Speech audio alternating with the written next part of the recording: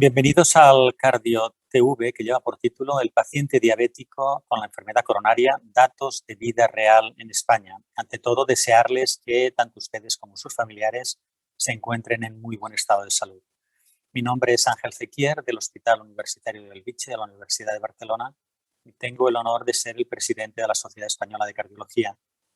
Y voy a tener el placer de comoderar esta sesión con el doctor Manuel Anguita. El doctor Manuel Anguita es cardiólogo del Hospital Reina Sofía de Córdoba y expresidente de la Sociedad Española de Cardiología. Querría también agradecer a AstraZeneca por el patrocinio no condicionado para realizar esta sesión. La diabetes es uno de los factores principales de riesgo para desarrollar la enfermedad coronaria. Además, un paciente con diabetes mellitus de varios años de evolución tiene un riesgo equiparable al de una persona no diabética, pero que tiene enfermedad coronaria. Por otra parte, aquellos pacientes en los que confluyen simultáneamente la diabetes con la enfermedad coronaria tienen un elevado riesgo de presentar eventos cardiovasculares. Y dentro de este grupo de pacientes, los pacientes con diabetes mellitus tipo 2 que han sido sometidos a un procedimiento de revascularización percutánea tienen un pronóstico aún más desfavorable. En estos pacientes, las guías de práctica clínica recomiendan el doble tratamiento antiplaquetario. Sin embargo, no existe un consenso claro de qué antiplaquetarios, qué tipo de asociación y cuánto tiempo debe mantenerse su administración. Hoy vamos a comentar y también a discutir un estudio, el estudio ACORDE, realizado en España en vida real, que puede ofrecernos algunos aspectos clarificadores en este escenario particular. Pero antes le rogaría al doctor Manuel Anguita que realizara una breve introducción centrada específicamente en la investigación clínica y en los estudios en vida real. Manolo, cuando quieras. Muchas gracias, Ángel. También para mí es un placer el comoderar contigo y participar en este Cardio TV tan interesante. Y voy a hacer, como bien has dicho, una breve introducción sobre lo que representa la investigación y más concretamente en cardiología y también sobre el papel de la Sociedad Española de Cardiología en esta presentación, en este aspecto. Yo creo que todos podemos estar de acuerdo en que la investigación es fundamental en todas las áreas de la vida, en todas las áreas del conocimiento y, por supuesto, para el progreso de la humanidad. Y si hablamos de medicina, pues todavía mucho más. Es cierto que puede haber muchas motivaciones para la investigación, probablemente las más importantes sean las primeras, ¿no? El avance en el conocimiento, el beneficio de los pacientes y el beneficio de la humanidad en su conjunto. Y también existen otra serie de motivaciones ya más a nivel individual que son perfectamente asumibles, como puede ser el desarrollo profesional para un profesional, la carrera académica, incluso protagonismo social, fama, ingresos, etcétera. Es cierto que a veces estas últimas motivaciones pues quizás le restan protagonismo al fin último de la investigación, ¿no? Y eso puede también llevar a una connotación un tanto negativa que a veces se observa sobre la investigación, y no solamente en la sociedad en general, sino también incluso entre nuestros propios compañeros. Hay otro aspecto también interesante que se puede aplicar a la medicina, pero fundamentalmente a la investigación, y es que la medicina en realidad y en la investigación pues jugamos con probabilidades, ¿no? Casi se puede considerar que la medicina es una ciencia con un componente estadístico muy importante y, por tanto, todo lo que sean probabilidades no tiene seguridad. Cuando hablamos de que un estudio ofrece un resultado significativo porque tiene una P menor de 0,05, pues realmente estamos hablando de que hay un 5% de posibilidades de que los resultados sean debidos al azar y no sean ciertos, ¿no? Y esto puede ocurrir y está muy bien documentado en este chiste del gran Forge, en donde hay un catedrático de estadística aquí enterrado entre un montón de décimos de Navidad, y está hablando con su secretaria y le dice: es científicamente imposible, Maribí. Y la secretaria le responde: no lo dudo, eminente catedrático de estadística, pero insisto, ni un solo reintegro, Vicente. Es decir, que aunque exista una posibilidad entre 1.000.000 de que algo no... pues esa posibilidad existe, ¿no? Y esto, pues, entre estos aspectos, pues probablemente han hecho que algunas veces y en algunas personas pues se considere a la ciencia y a la investigación pues de una forma que muy lejana de lo que debe ser, ¿no? A mí siempre me gusta poner esta frase de Mark Twain, ¿no? Que se dice que la dijo él, ¿no? Aunque esto hay tanta literatura en la historia que es difícil asegurarlo, ¿no? Dice que decía, muy conocida por todos, que hay 3 tipos de mentiras: las pequeñas mentiras, las grandes mentiras y las mentiras estadísticas. Y posiblemente Mark Twain, esto habla muy bien, efectivamente, de que hay que tener una visión crítica. Es muy importante que cuando nos enfrentemos a un estudio, un estudio, un ensayo clínico, pues lo miramos, lo analicemos desde un punto de vista crítico, ¿no? Pero probablemente, no sé si Mark Twain en aquella época, allá en Mississippi, pues tenía algo contra la medicina o contra la ciencia, porque él decía algo que en cierta forma es cierto, pero parece que también tiene un tinte negativo. Él decía que la ciencia tiene algo fascinante porque se pueden obtener grandes beneficios en forma de conjeturas a partir de una pequeña inversión en forma de datos, ¿no? Bueno, hecha esta breve introducción, yo creo que, si se puede decir, ahora que estamos en la época de la pandemia, del COVID, pues sí, yo creo que si algún aspecto positivo se puede sacar de esta época, es que yo creo que la investigación ha ganado mucho peso. Como es lógico, ha salido muchos médicos, muchos epidemiólogos, muchos virólogos, muchos científicos, los medios de comunicación, porque la sociedad, yo creo que se ha dado cuenta de que ante una amenaza tan formidable como ha sido esta pandemia, pues realmente la ciencia, la medicina, la investigación, al fin y al cabo, es la que tiene que ofrecer las soluciones, ¿no? Bueno, para resumir la investigación en 5 palabras, pues yo creo que tiene que haber investigadores, medios, infraestructura, habrá unos resultados y esos resultados pues hay que llevarlos a la práctica clínica. Probablemente una investigación sin una aplicación práctica pues tampoco tiene demasiado interés, ¿no? Y aquí yo creo que la Sociedad Española de Cardiología pues esto lo tiene muy claro. La investigación es uno de los grandes objetivos de la Sociedad Española de Cardiología. Y en cualquiera de esos 5 puntos que decía antes, de las 5 palabras de que forman la investigación, pues la Sociedad Española de Cardiología pues participa además a través de muchas de sus áreas, en la difusión y divulgación de los resultados, de estudios, de ensayos, pues por las publicaciones en la Revista Española de Cardiología y en todo el grupo de revistas de la REC, y también, por supuesto, en los congresos de la sociedad, en el Congreso de la Salud Cardiovascular o en el Congreso de las distintas secciones, asociaciones o grupos de trabajo, de forma de la difusión y de la presentación de investigación original. También la sociedad apoya a sus socios y a muchos investigadores mediante financiando becas y proyectos, como ahora veremos. Y por último, que es lo que hoy voy a intentar resumir brevemente, pues también esto es muy importante, que la propia sociedad, a través de distintas áreas, de algunas áreas distintas de la propia sociedad, pues diseña y realiza proyectos de investigación tan importantes como los que voy a resumir brevemente, ¿no?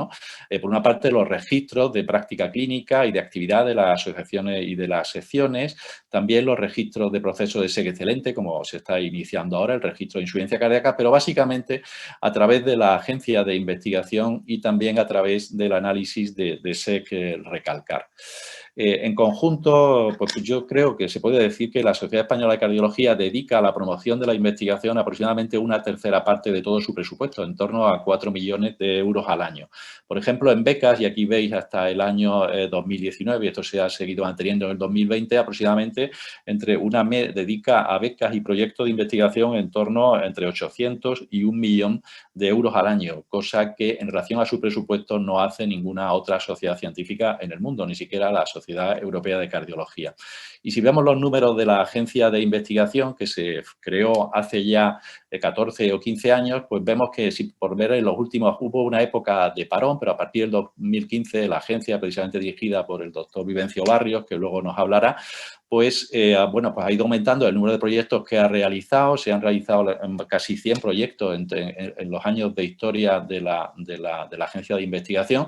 En la actualidad, pues hay 64 proyectos activos, más de 1.500 investigadores participando en España en ellos, muchos centros que no, digamos, que no se hallan entre los centros de amplia experiencia y que habitualmente participan en la investigación, y los presupuestos que maneja la agencia de investigación pues están en torno al 1,5 millones de euros al año para todos esos proyectos. Voy a resumir brevemente algunos estudios, algunos de los resultados que se han derivado del SEC recalcar.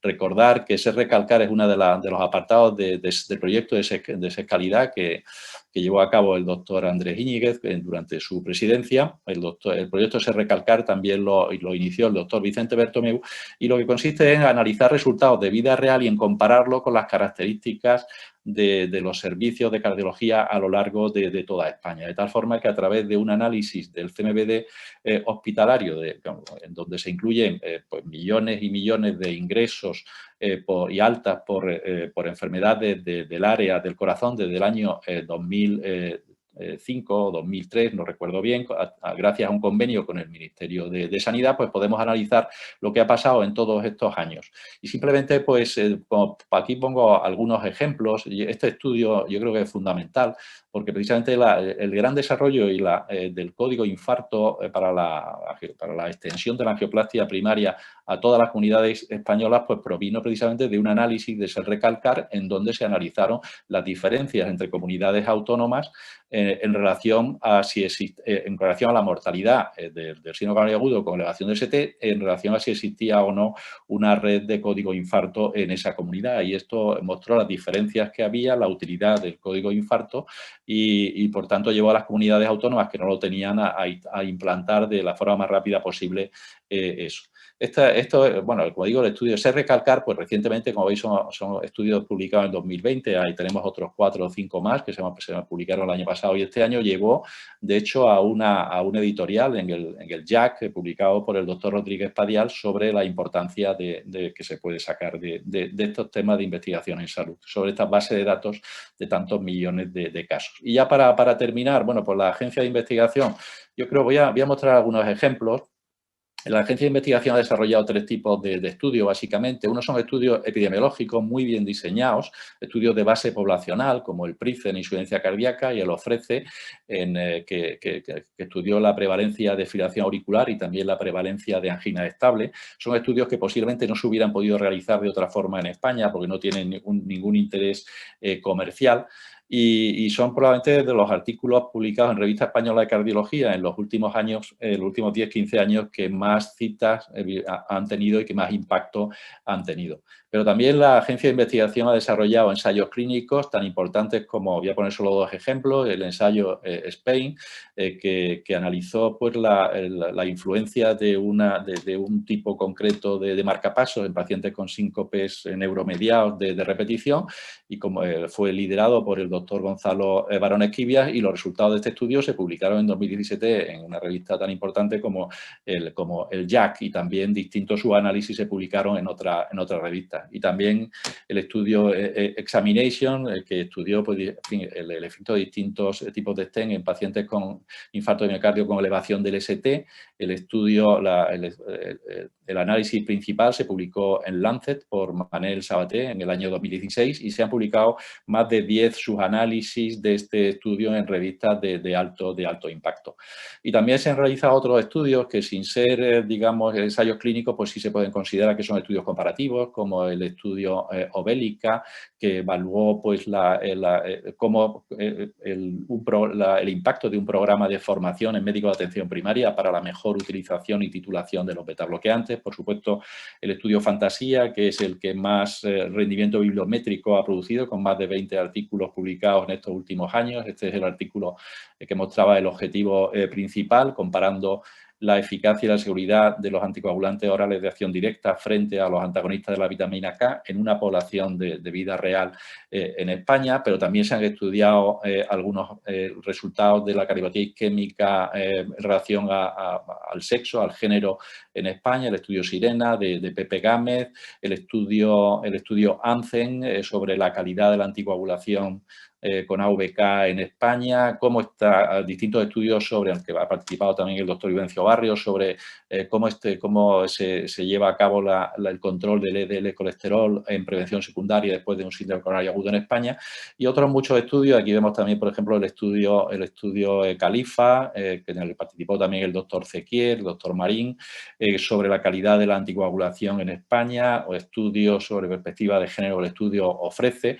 Y luego ya, pues para terminar, como digo, yo creo que el estudio Fantasía ha sido un ejemplo de lo que puede dar de sí estos programas realizados por la Agencia de Investigación de la Sociedad Española de Cardiología. Como ven, son estudios publicados todos en fecha muy reciente, en el 2020, en revistas de un factor de impacto bastante bueno por distintos autores españoles que han participado que han participado en este grupo y esto, pues bueno, realmente lo que hay que felicitar es a todo el grupo, al comité científico de este estudio, a la agencia de investigación, al doctor Barrios, que era el director de la agencia en esta época. Y ya quería terminar diciendo que la Sociedad Española de Cardiología siempre mira hacia adelante y hoy vamos a hablar de un estudio de Big Data, el estudio ACORDE, pero ya la sociedad también realizó en colaboración con Sanitas Dental un estudio que liderado por el doctor Iván Núñez, que también nos luego hablará sobre estos temas, sobre el impacto del tratamiento de la periodontitis en las enfermedades cardiovasculares. Sabemos que hay una cierta relación entre la enfermedad periodontal y la enfermedad cardiovascular, sobre todo la enfermedad coronaria,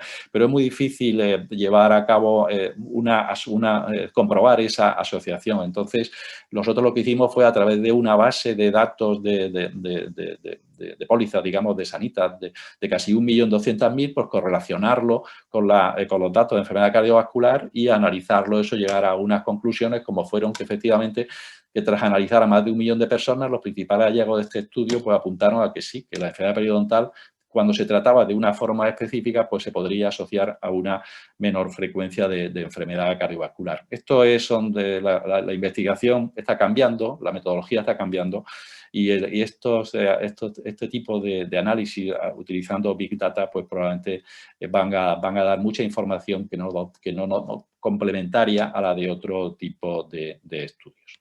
Y nada más, muchas gracias. Muchas gracias, Manuel. Vamos a pasar a un estudio que tiene unas características también muy interesantes y también en vida real. Y este estudio es, yo creo, el pilar fundamental de esta sesión. El estudio tiene por título Estudio ACORDE, evaluación del manejo clínico en pacientes diabéticos con enfermedad coronaria y alto riesgo cardiovascular en España. Va a ser presentado por el doctor Carlos González Jonatey. El doctor González Jonatey es jefe de servicio de cardiología del Hospital Lucus Santusti de Lugo. Carlos, cuando quieras. Buenas tardes. Para mí es un placer poder participar en este CardioTV y muchas gracias a la Sociedad Española de Cardiología por permitirme estar aquí y participar en la presentación de los datos de este estudio, que es el estudio ACORDE, que es un estudio en vida real que evaluó el manejo clínico de pacientes diabéticos con enfermedad coronaria y alto riesgo cardiovascular en España.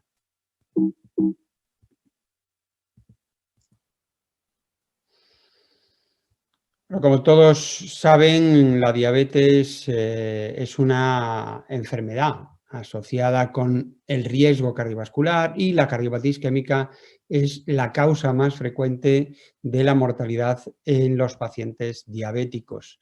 Si analizamos los ingresos en España en el año 2015, este es un estudio realizado por un grupo de medicina interna utilizando datos del CMVD español, vemos que de los más de 3 millones de altas en España en el 2015, el 16% correspondía a pacientes diabéticos.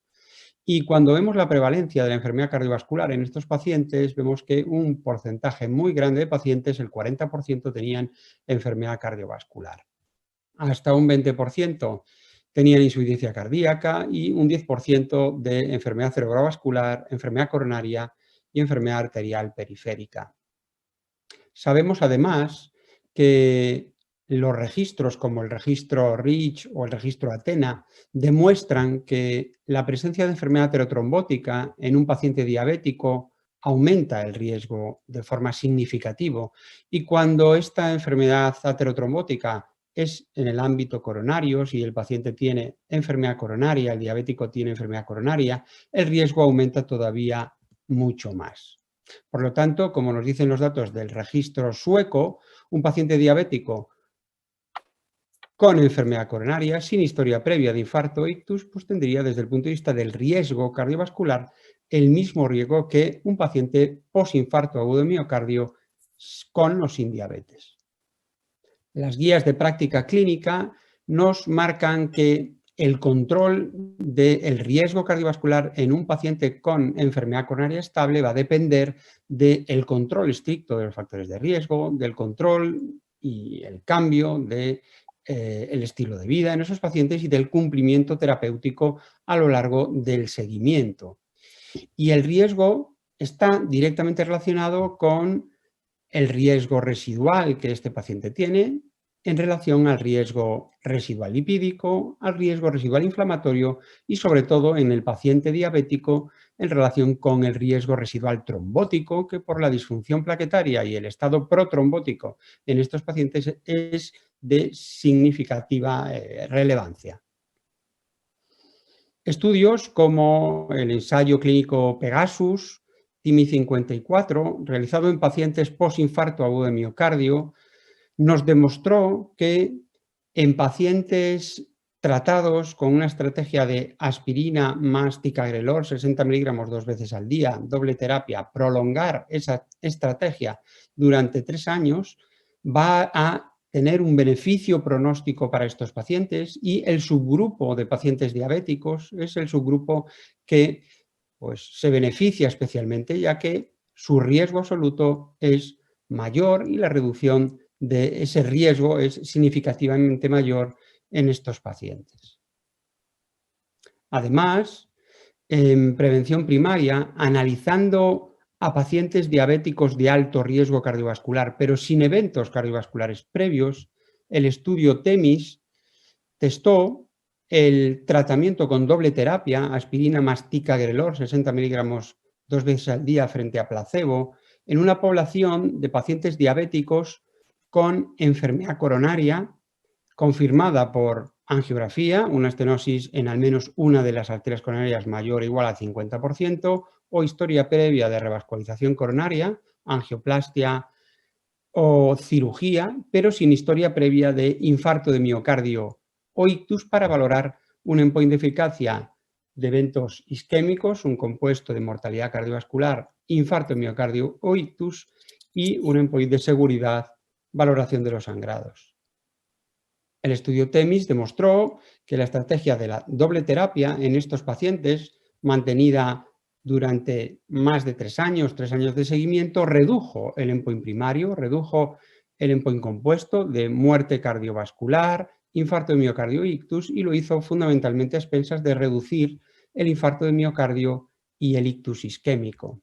Pero, como no puede ser de otra manera, aumentando las hemorragias mayores, aumentando las hemorragias intracraneales traumáticas en el grupo global, pero en un análisis preespecificado de este estudio, el grupo TEMIS-PCI, aquellos pacientes del TEMIS que habían sido sometidos a revascularización coronaria percutánea, era donde se concentraba el beneficio, ya que tenían un beneficio clínico neto significativo a la hora de reducir ese riesgo de forma significativa, un endpoint compuesto de mortalidad total, infarto de miocardio, ictus, sangrado fatal y hemorragia intracraneal. Y además, como podemos ver, había un continuum en cuanto al beneficio, de tal manera que los pacientes con menor tiempo desde la angioplastia a la inclusión en el estudio tenían mayor beneficio, que pues, se mantenía hasta los 6 años. Por lo tanto, para tratar de definir las características clínicas de estos pacientes, se planteó este estudio, el estudio ACORDE, que era un estudio en vida real para evaluar el manejo de pacientes diabéticos tipo 2 con enfermedad coronaria y alto riesgo cardiovascular. Fue un estudio promovido por la SEC, el promotor fue la SEC, su agencia de investigación. Aquí podemos ver el comité investigador que en aquel momento formaba la agencia de investigación de la SEC, y tuvo como un estudio independiente un soporte de Astra. Desde el punto de vista metodológico, fue la empresa Savana, una empresa española especializada en estudios de vida real con Big Data e inteligencia artificial, la que llevó desde el punto de vista del desarrollo del estudio desde el primer momento, el análisis y todo el estudio de campo, todo el peso del desarrollo de este estudio. Por lo tanto, ACORDE es un estudio retrospectivo, multicéntrico, basado en datos en vida real. Se realizó durante un periodo de tiempo entre el año 2014 y el 2018, capturando de las historias clínicas electrónicas la información clínica no estructurada mediante la utilización de una tecnología propia de Savana, de H-Read, en pacientes TEMIS-like diabéticos tipo 2 con enfermedad coronaria sin historia previa de infarto de miocardio o ictus en España. Desde el punto de vista metodológico, las técnicas que se utilizaron para el análisis de los datos fueron técnicas de procesamiento del lenguaje natural que evaluaron las variables y, utilizando la tecnología de la lectura de la historia clínica mediante inteligencia artificial diseñada específicamente por Savannah, se realizó un procesado del lenguaje natural médico capturando los datos como el texto libre no estructurado de las historias clínicas. Los términos médicos se detectaban por técnicas de lenguaje computacional y terminologías clínicas comprensivas que estaban validadas científicamente mediante este sistema SONOMED. Se realizó un proceso de anotación, validación y evaluación de los resultados mediante una revisión semimanual de las historias clínicas que lo hizo un experto clínico validador que fue capaz de medir dos variables principales, la precisión y la cobertura, precisión definida como el porcentaje de aciertos de la herramienta de Savannah respecto al total de entidades clínicas detectadas, y la cobertura correspondiente al porcentaje de entidades clínicas presentes en el corpus que la herramienta era capaz de detectar. Se llevó a cabo por investigadores colaboradores, revisaron todos los textos preseleccionados en sus centros de forma ciega para evitar cualquier influencia en la decisión del médico.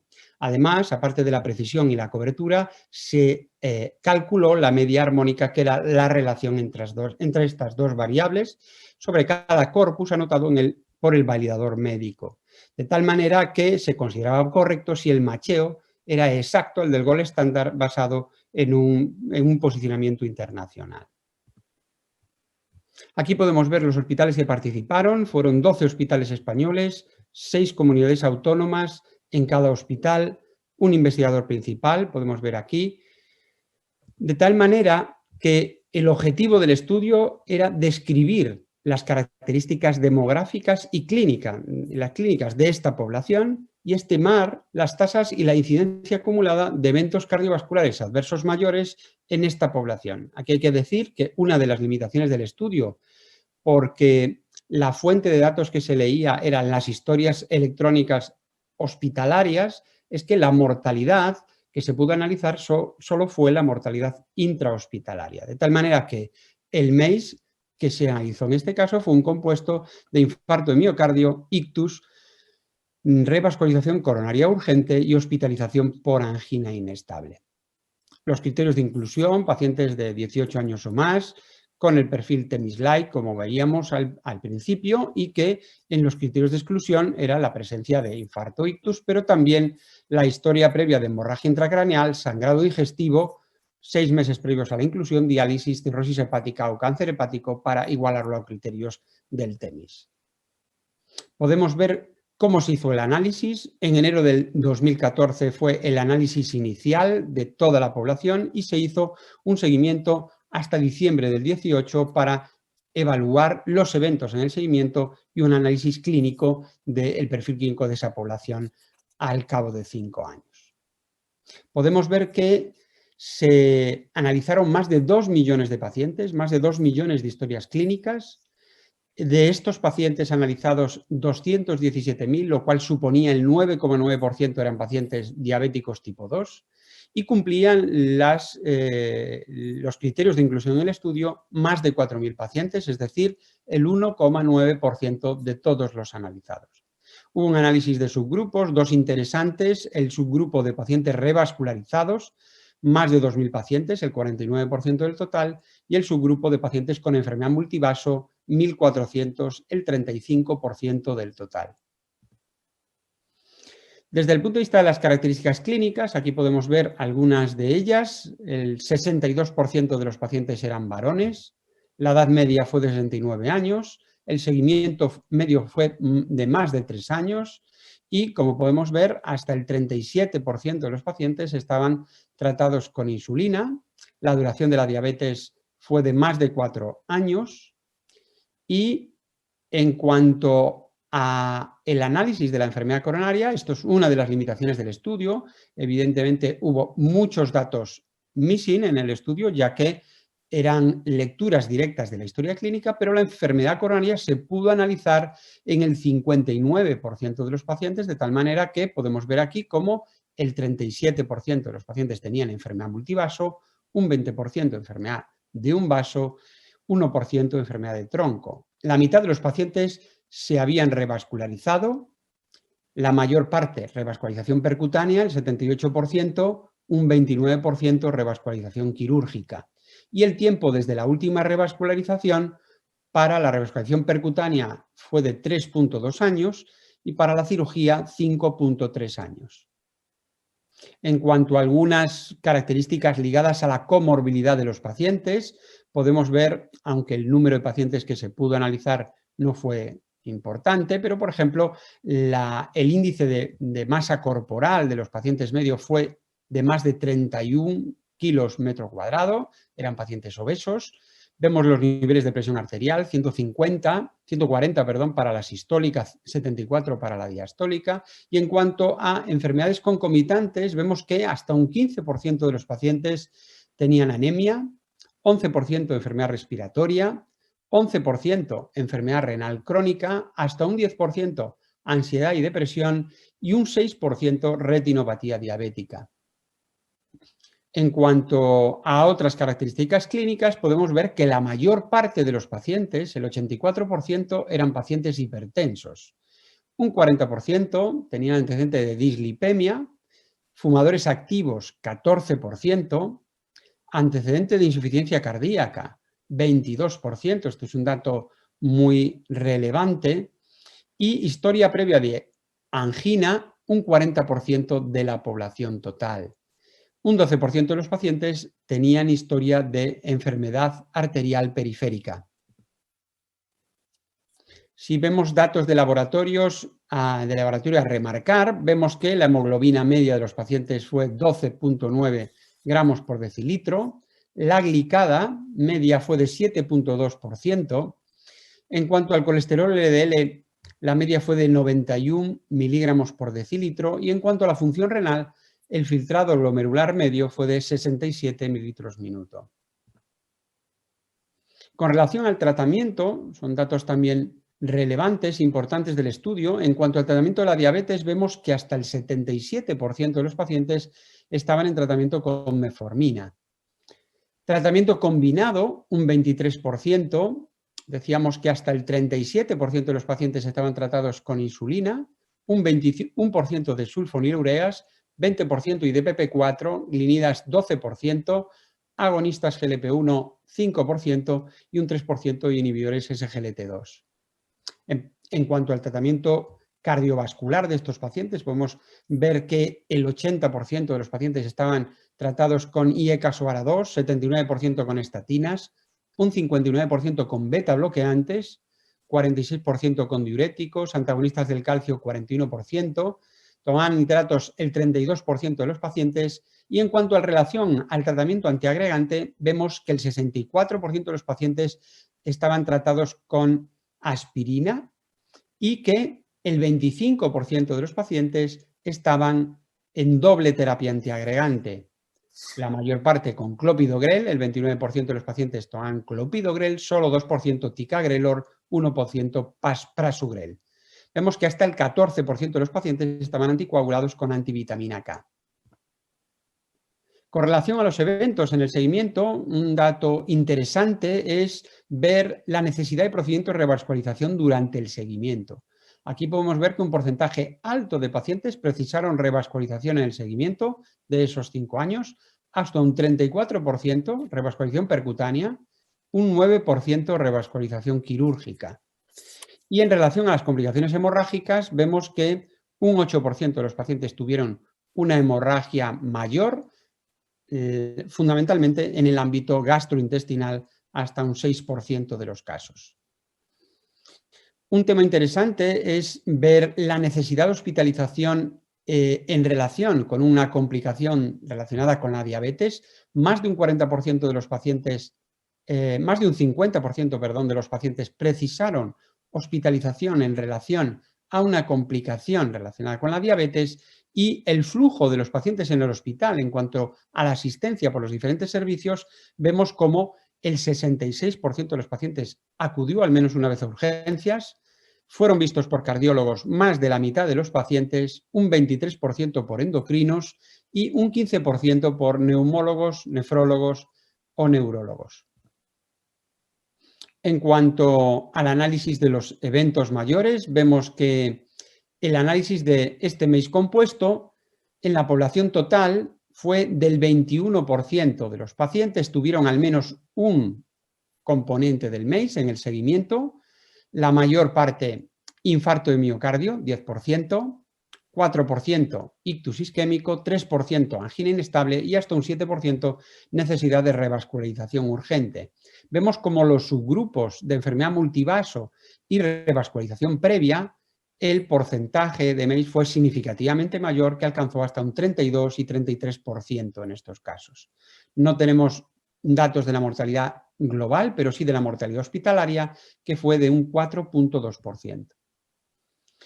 Analizando las variables relacionadas con los eventos en el seguimiento para la población global de acorde THEMIS-like, vemos que las características clínicas que se relacionaron con los eventos son las que aparecen en esta tabla: el tiempo de evolución de la diabetes, el sexo masculino, la presencia de enfermedad respiratoria, la retinopatía diabética, la insuficiencia cardíaca y fundamentalmente la enfermedad coronaria multivaso con un ratio de 1,8. Y para el subgrupo de pacientes PCI de acorde, vemos que las variables fueron las mismas, de tal manera que la retinopatía diabética, la presencia de insuficiencia cardíaca y la enfermedad multivaso se relacionaron de forma directa con la presencia de eventos en el seguimiento. Si tratamos de comparar en aquellos eventos que pueden ser comparables con relación a el ensayo THEMIS, el estudio THEMIS, este estudio acorde THEMIS-like, en la población THEMIS-like de acorde, vemos que para el infarto agudo de miocardio, vemos en acorde un porcentaje de infarto de miocardio que multiplica por 3 a lo que se vio en una condición de ensayo clínico en el THEMIS.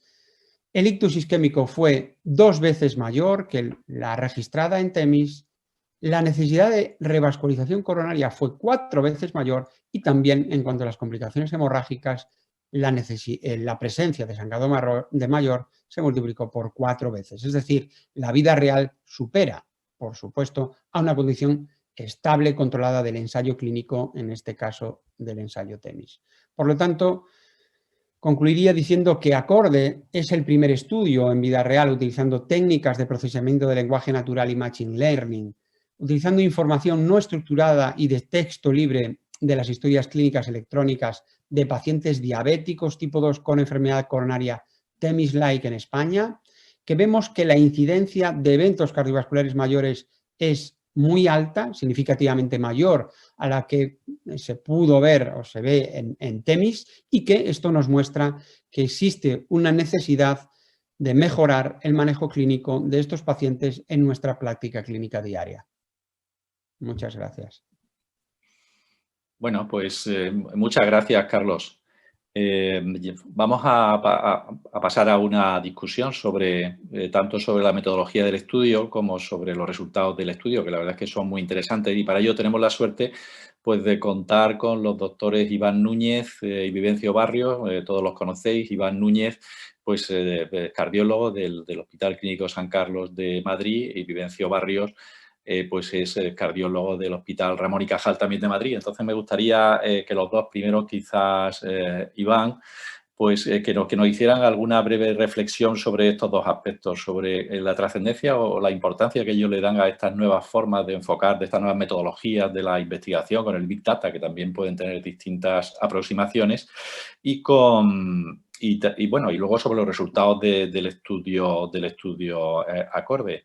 Luego ya, pues yo creo que podemos pasar a hacer una discusión, o incluso si queréis preguntarle algo a Carlos González Juanatey, pues también podremos que él nos dé su impresión sobre este tema. O sea que yo creo que empezamos con Iván.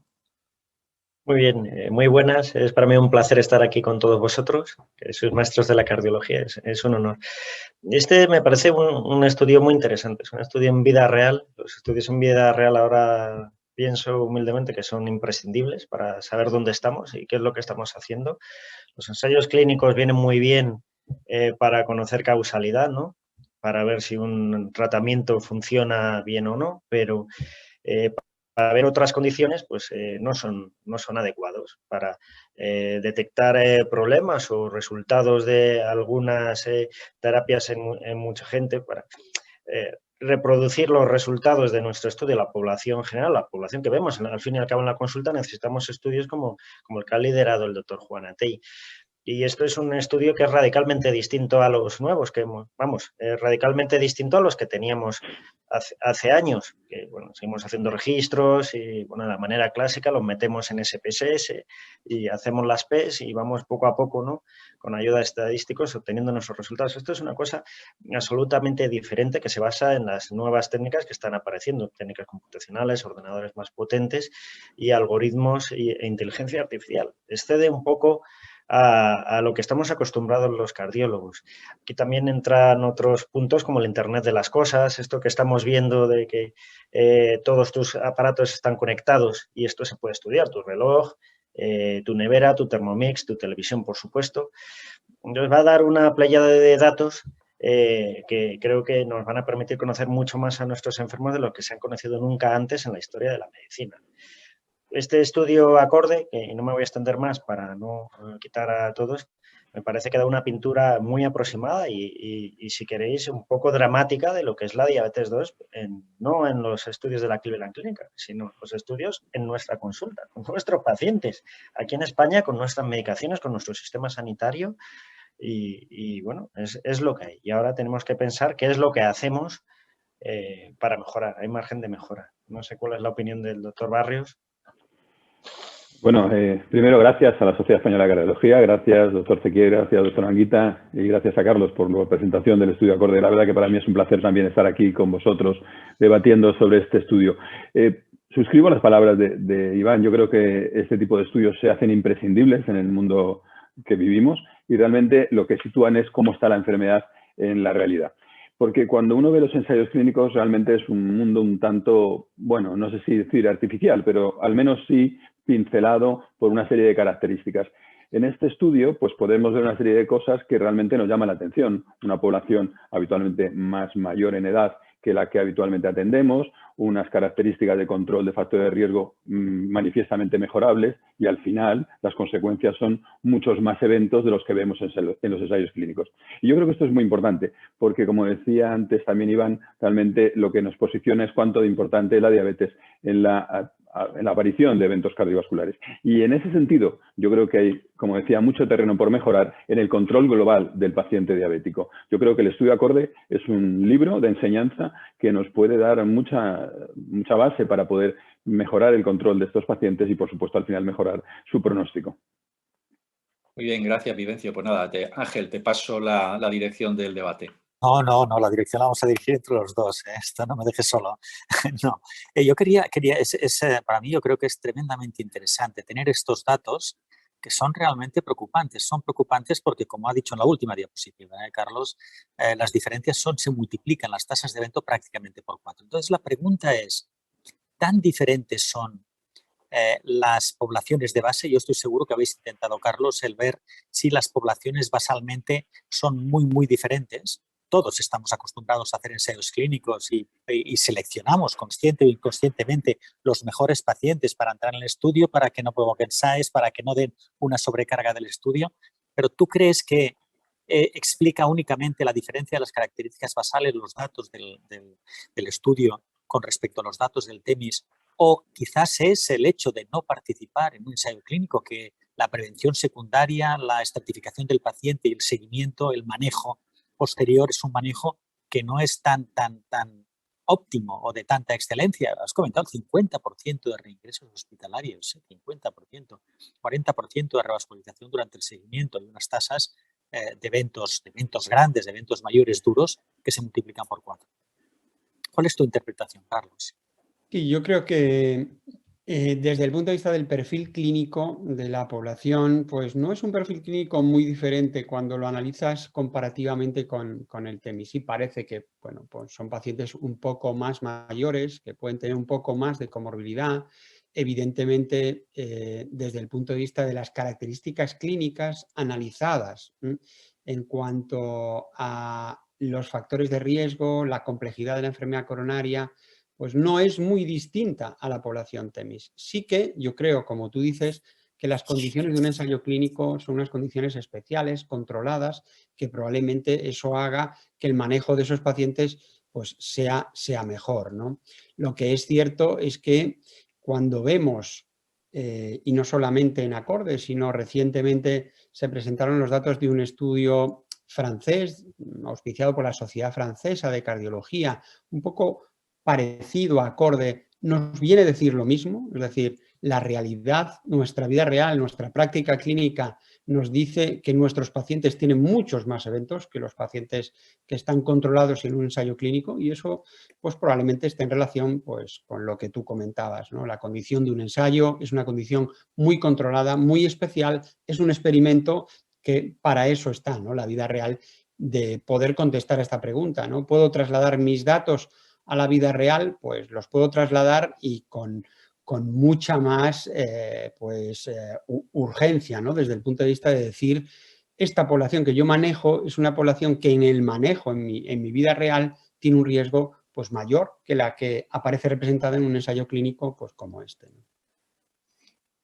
Yo tengo una pregunta, una curiosidad, Carlos, o Iván, o Vivencio, es sobre, claro, cuando has presentado las diapositivas con la metodología del estudio, el tema este de la inteligencia artificial, evidentemente a mí por lo menos se me escapa absolutamente todo, es decir, no entiendo absolutamente nada, esto es cosa más de ingenieros, de hecho yo creo que esto lo que nos está indicando es la necesidad de que el trabajo este multidisciplinar del que tanto hablamos, pues evidentemente va a incluir muchas más disciplinas que los puramente médicos y sanitarios, ¿no? Eso probablemente va a ser así. Pero, claro, al final, cuando te presentas algo que no entiendes, pues los datos, evidentemente, te los tienes que creer, ¿no? Esos son los datos, la verdad es que son bastante acordes y está muy bien llevado el título, acordes a lo que esperábamos en la realidad, lo que creo que observamos en la realidad de nuestros pacientes, pero la pregunta concreta es si se ha hecho, no lo sé, si se ha hecho en el estudio para comprobar, digamos, la fiabilidad de datos, si se ha hecho un muestreo de las historias clínicas en una proporción de las historias para comprobar que efectivamente que esa lectura automatizada de la historia médica electrónica coincidía realmente con una lectura que un investigador podía hacer. Sí, o ya la metodología está tan suficientemente contrastada que no hace falta. Desde ese punto de vista, el trabajo que ha hecho Savannah pues, ha sido un trabajo arduo, importante. Yo creo que Savannah conocéis todos, es una empresa española liderada por un neurólogo español, Nacho Medrano, y que realmente yo conocí a su grupo, porque, como tú dices, es un grupo potente, multidisciplinar, de base clínica, ingenieros, estadísticos, es un grupo realmente impresionante el poder trabajar con ellos, ¿no? Es cierto que esta herramienta, que es una herramienta validada y desarrollada por ellos, y ya tienen pues, un bagaje en la literatura de estudios publicados con esta herramienta, es una herramienta que va aprendiendo a lo largo del tiempo, y en ese proceso de aprendizaje, una de las diapositivas, pues ahí os ponía que había un poco un papel que hacía un experto validador, un poco para valorar esos términos, ¿no? Si realmente la herramienta lo hacía bien o mal. Esa precisión y esa cobertura que estaba en relación a lo que identifica la herramienta, si acierta en lo que está identificando, porque está testando el cardiólogo que participó como investigador principal en cada centro, hizo ese ejercicio, ver si lo hacía bien, y luego también el porcentaje de entidades que es capaz de detectar la herramienta, ¿no? Y la relación entre ellas, que es ese F-score, la media armónica, pues al final salía muy alta, y esa es una de las partes del estudio que sí se hizo y los resultados fueron resultados pues robustos, ¿no? A la hora de poder decir, es una herramienta que funciona y yo me creo lo que me están diciendo. Como tú dices, bueno, nos lo tenemos que creer, pero a lo largo de todo el tiempo, porque es un estudio que empezó en el 19 y tardó su tiempo en desarrollarse, yo creo que hemos aprendido todos, e incluso este grupo que ha crecido a lo largo del tiempo, y ahora en este momento pues están trabajando no solo en España, sino a nivel europeo y a nivel americano en este momento, ¿no? Claro, las herramientas van mejorando día a día Y además, uno de los problemas que tiene todo esto, que está basado en datos metidos en ordenadores, es la fuente, ¿no? Entonces, cada vez son mejores, porque las historias clínicas electrónicas cada vez, bueno, pues vemos que en los hospitales van mejorando los software y todo, va un poco en paralelo. Y además, es verdad, como dices tú, Manolo, que necesitamos la ayuda de otras especialidades, ¿no? Pero no médicas. A lo mejor es todo esto que está la ciencia de los datos, los científicos de datos.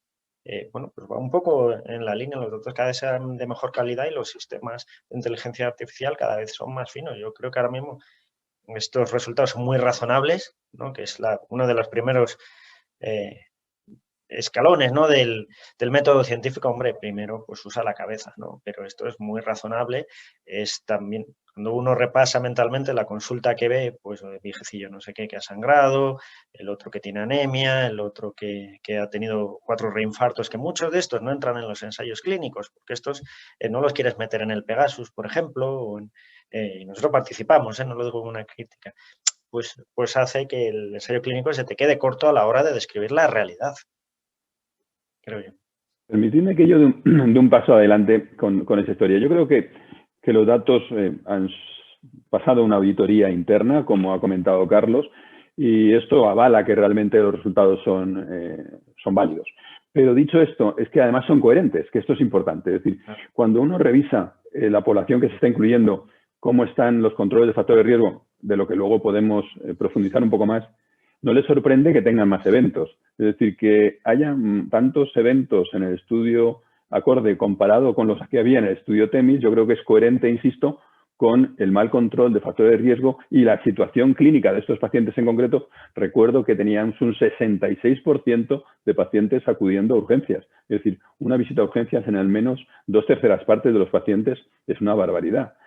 Si lo contemplamos desde un punto de vista de manejo clínico de este tipo de pacientes. Y esta es la realidad que estamos viviendo. Yo creo que eso nos permite hacer reflexionar sobre cómo debemos manejar estos pacientes y yo creo que es manifiestamente mejorable el control de este tipo de pacientes. No, por esto, tu último comentario, yo creo que sí que debemos reflexionar y os voy a preguntar la reflexión. Con esta tasa de eventos tan importante en un grupo de pacientes que da la impresión que estaban adecuadamente tratados con IECAs, con betabloqueantes, más dudosamente tratados con respecto al tratamiento antitrombótico, ¿creéis que, y teniendo en cuenta la incidencia de eventos y teniendo en cuenta el beneficio que el doble tratamiento antiplaquetario tiene si seleccionamos bien los pacientes, deberíamos ser más agresivos desde el punto de vista del tratamiento del doble tratamiento antiplaquetario con esta tasa de eventos? Si esta tasa de eventos lo hubiera tenido el Pegasus o el TEMIS, seguro que el resultado del estudio, casi seguro que el resultado del estudio hubiera sido marcadamente significativo y favorable al tratamiento antiplaquetario. ¿Creéis que con estos datos en la población real, en la vida real, estamos mucho más obligados a hacer una mejor selección de los pacientes para evitar los pacientes de riesgo de sangrado y ser mucho más liberales en un tratamiento antitrombótico más potente o mucho más mantenido? Carlos, empezamos por Yo creo que esa es la línea, esa es la clave, la línea que nos marcan además las guías, ¿no?, de práctica clínica, por ejemplo, las últimas guías de la Sociedad Europea de Cardiología en el infarto sin elevación de ST, donde nos dicen que debemos seleccionar bien, ¿no?, a los pacientes en cuanto a su riesgo isquémico y a su riesgo hemorrágico a la hora de poder plantear una prolongación del tratamiento antiagregante en estos pacientes, ya que, pues bueno, como vemos en vida real, ¿no?, el número de eventos realmente es muy alto, ¿no? Las guías nos dicen que en esa selección, pues bueno, el riesgo isquémico es muy importante, pero el balance riesgo isquémico, riesgo hemorrágico, pues es la clave, ¿no? Y en ese sentido, como decía antes, tenemos un riesgo residual lipídico, cada vez somos más estrictos a la hora de alcanzar objetivos. Luego los registros nos dicen que todavía tenemos un camino que recorrer. Desde el punto de vista del riesgo inflamatorio tenemos pocos datos, algunos, colchicina, el Colcot, pocos datos, poco podemos hacer. Desde el punto de vista del riesgo residual trombótico, pues probablemente seleccionando bien a la población que puede beneficiarse más y de la mano de las guías de práctica clínica, yo creo que es algo que lo tenemos, ¿no?, en nuestro día a día a la hora de poder, pues, plantear una adecuación y una adecuación del tratamiento antiagregante, y la doble terapia es una opción, como vemos, ¿no? Real. Fidencio y Iván, tenemos que ser mucho más agresivos. Yo creo Es la palabra, no estoy diciendo sino agresivos. Yo creo que, Ángel, esa es la lectura que uno saca del estudio ACORDE. Y vuelvo a insistir un poco en el 66% de pacientes acudiendo a urgencias. Pero también recuerdo un 35% de pacientes haciendo ese intervencionismo o casi un 10% de pacientes haciendo cirugía coronaria. Por tanto, es evidente que la enfermedad coronaria es una enfermedad muy progresiva en el paciente diabético y con mucha probabilidad de tener una alta tasa de complicaciones. Así que eso nos lleva a tener que ser más agresivos indefectiblemente. Porque la situación del estudio ACORDE, al final lo que nos lleva a pensar es que un tratamiento eficaz podrá situar más cercano a los datos del TEMIS los pacientes del estudio ACORDE. Y en definitiva, yo creo que cuando uno encuentra estos resultados en la vida real, puede trasladar los ensayos clínicos y multiplicar sus beneficios por un factor X, porque si en la vida real la situación es mucho peor y los beneficios clínicos se dan en los ensayos clínicos en una situación más idónea, evidentemente en la vida real esos beneficios van a ser superiores. Y eso yo creo que debemos aplicarlo prácticamente en cualquier tipo de estudios y en este en concreto de una manera muy clara. Bueno, yo coincido un poco con mis compañeros. Esto lo que da lugar es a una reflexión. Aquí tenemos que hacer algo porque los resultados son malos, son inaceptables. Son pacientes de mucho riesgo, pero algo está pasando con ellos y está ocurriendo ahora. Ya tenemos estos datos que nos ha puesto el doctor Juanete encima de la mesa y hay que actuar. Otra reflexión es que no son pocos pacientes, son muchos. Son muchos, porque si esto hacemos cuentas sobre el resto de hospitales de España, estamos hablando de muchos miles de pacientes en toda España. Y estamos teniendo peores resultados con los ensayos clínicos, que es obvio, pero a efectos prácticos, el resultado neto sobre los pacientes que salen del sistema sanitario, pues es un poco preocupante, como decía Ángel antes. Entonces, ¿qué hay que hacer? Yo no creo que haya que ser agresivo en todos los diabéticos. Ya esto lo aprendimos del TEMIS. Hay que ser más vehemente buscando a aquellos que se van a beneficiar y en estos sí ser más agresivos, porque está claro, y lo decía Carlos, que estamos muy concienciados con la prevención secundaria, con IECAs, todo el mundo lleva su IECA, su estatina, por supuesto, y esto todos lo sabemos. Los antiinflamatorios, bueno, pues habrá que ver, pero es que los antitrombóticos ya disponemos de datos y a lo mejor no estamos tan concienciados. Entonces, ¿hay que ser más agresivos, Ángel? Pues sí, hay que buscar las banderas rojas. Por ejemplo, TEMIS PCI son unos pacientes que puede ser una bandera roja para considerar, ¿no? Son pacientes que no habían sangrado antes, que no tienen anemia y que estos, pues bueno, se benefician mucho más que los diabéticos normales. El beneficio es amplio. Entonces, creo que tenemos para empezar a trabajar y que, bueno, pues habrá que seguir viendo qué es lo que nos pasa con estudios como este de Carlos. Manolo, ¿quieres hacer algún comentario? Faltan 2 minutos para dar las conclusiones. Sí, un comentario sobre este punto que yo creo que es fundamental. Estoy totalmente de acuerdo. Y quería ir un poco más allá, aunque no es la misma situación, evidentemente. El tema de todos los... Yo creo que tenemos en la cardiología clínica y más en atención primaria y tal, un sesgo de más absoluto hacia que mantener la doble antiagregación, estoy hablando ahora de estudios después de síndrome agudo, implante de stent, etcétera, muy poco tiempo. Casi todo lo que se basado probablemente en reducir el riesgo hemorrágico. Pero todos los estudios lo que nos han estado machacando continuamente es que da igual mantener 12 meses que la doble antiagregación, que a más largo plazo, que 6 meses basta, que 3 meses basta. Entonces yo creo que se ha creado una especie de impresión de que realmente no hace falta mantener la doble antiagregación a largo plazo en nadie. Y yo creo que eso me parece un error. Yo, de hecho, cuando veo informes de alta en donde se pone en un paciente que ha tenido un infarto o que se han puesto un stent, lo mismo da que sean 2, que 3, que sean diabéticos, no. Aspirina, tal, y luego, pues yo sé, clopidogrel, ticagrelor durante 1 año y luego suspender. Aquí eso me parece una barbaridad, porque tú qué sabes lo que le va a pasar a ese paciente en el futuro. Es decir, vamos a verlo. Yo creo que, ya digo, ahí se ha creado una especie de doctrina de que la doble antiagregación a largo plazo no sirve para nada, cuando realmente está claro que sí que sirve. Y hay muchos pacientes, sobre todo los que tienen riesgo hemorrágico bajo o medio y un alto riesgo isquémico, como pueden ser los diabéticos, como el multivaso, como son los pacientes que tienen varios eventos consecutivos, etcétera, que esos pacientes es que se benefician probablemente no, seguro, a la vista de los estudios del Pegasus, del TEMIS y tal, de la doble antiagregación más a largo plazo, ¿no? Y yo creo que el TEMIS, pues, el estudio, el acorde en vida real, pues nos da todavía más fuerza, más apoyo para esto, ¿no? Ángel, no sé si me permites un minutito nada más. Un minuto, muy corto, porque ya estamos casi fuera de tiempo. Pero un minuto como tal. Como es un cardio-TV de reflexiones, quiero dejar también una reflexión para todos. Y es que aquí estamos cardiólogos clínicos, aquí estamos cardiólogos intervencionistas. Yo creo que en la continuidad asistencial de todo este paseo del paciente desde que ingresa en una unidad de cuidados intensivos, una unidad coronaria, selección de intervencionismo, hasta que luego va a atención primaria, es donde se debe manejar adecuadamente este paciente. Por tanto, esa continuidad asistencial entre todos los agentes implicados es fundamental para un mejor manejo de este tipo de pacientes de tan altísimo riesgo, como antes comentaba también Manolo. Simplemente eso. Yo creo que esto también es un tema para reflexión para todos los profesionales que estamos implicados en ello, desde que el paciente ingresa hasta que el paciente se maneja en atención primaria. Totalmente de acuerdo, totalmente de acuerdo. Son 3 comentarios que tengo que hacer. Se pedía en el programa las conclusiones.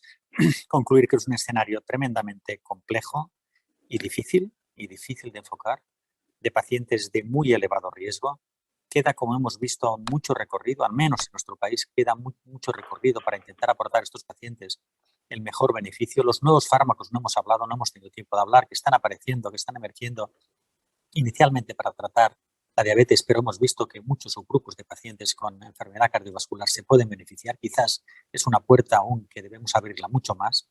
Y simplemente o finalmente agradecer a mí como moderador, agradecer a AstraZeneca por el patrocinio no condicionado, agradecer a todos vosotros, los ponentes y los panelistas, por los excelentes comentarios y finalmente agradecer a la audiencia, a todos ustedes por su atención.